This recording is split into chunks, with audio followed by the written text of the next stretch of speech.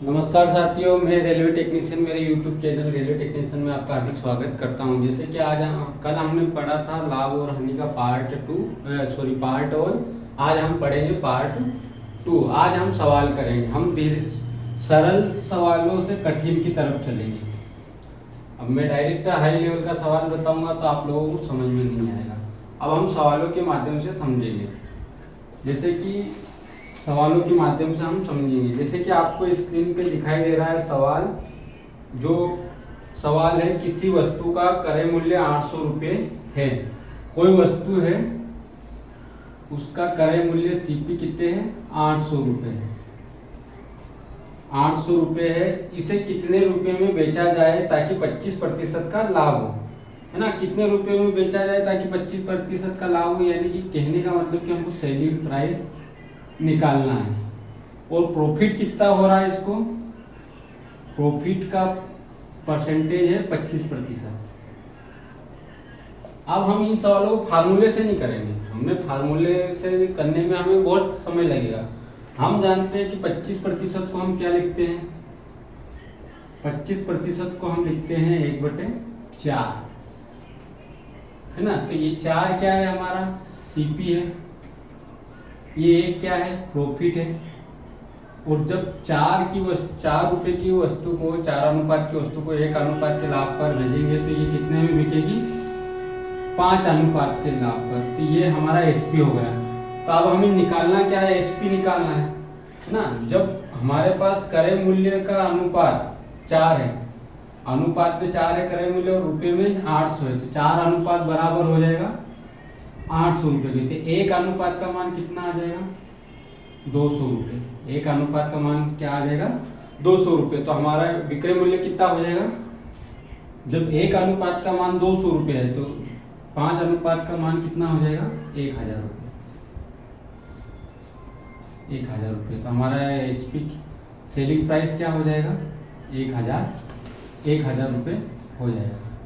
इस तरीके से हम इसको सोल्व कर सकते हैं। ठीक है साथियों।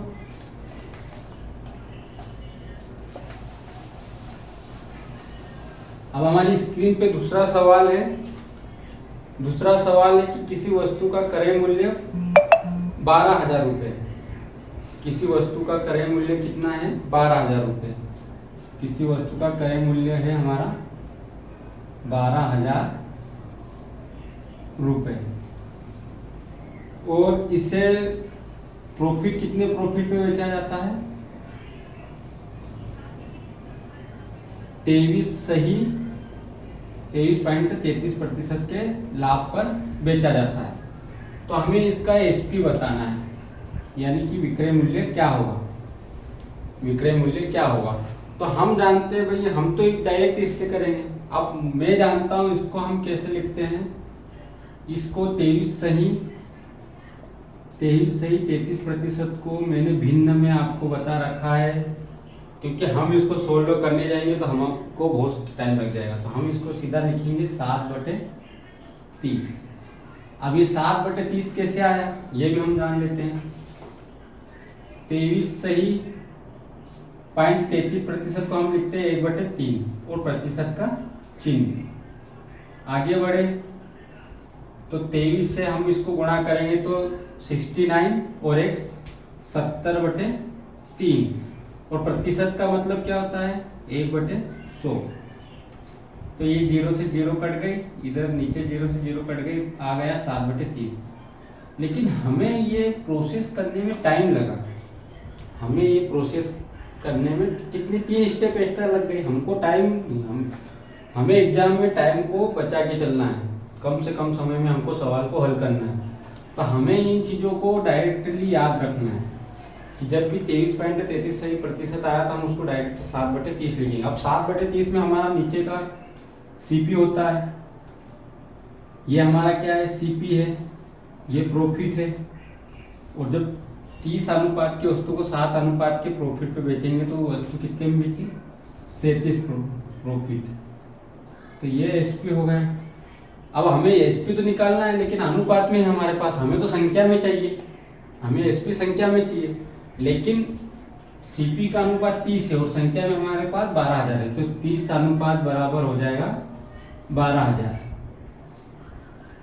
तो एक अनुपात का मान कितना हो जाएगा, एक जीरो से एक जीरो कट गई और 3 से 4, 3 चौक 12 और 2 शून्य, तो एक अनुपात का मान हो गया 400। तो 37 अनुपात का मान कितना है, जब एक अनुपात का मान 400 है तो 37 अनुपात का मान कितना हो जाएगा, तो हम 37 में 400 का गुणा कर देंगे तो हमारा एसपी आ जाएगा। डायरेक्ट 2 जीरो लगा दो और 4 से 7 में 28, इसी का 2, 4 3 12 और 2 14,800 रुपये हमारा क्या हो जाएगा, 14,800 रुपये हमारा सेलिंग प्राइस हो जाएगा।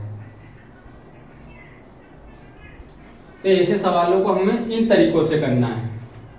अब हम हमारा अगले पार्ट में हम दूसरे टाइप के सवाल कवर करेंगे। धन्यवाद साथियों।